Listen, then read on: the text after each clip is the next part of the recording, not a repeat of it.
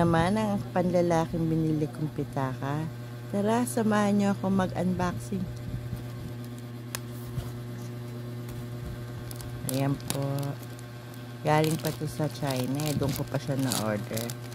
Kaya, ayan. Babe. Okay, ang ganda ng kulay niya, no?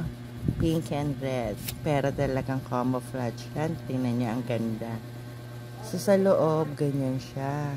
Maganda siya kasi ang ganda ng tela niya. At the same time, marami rin siyang lagayan. Yan. Yan, may pa-card pa siya. 1, 2, 3, 4, 5, 6. Tapos tingnan yung lagayan ng coins niya.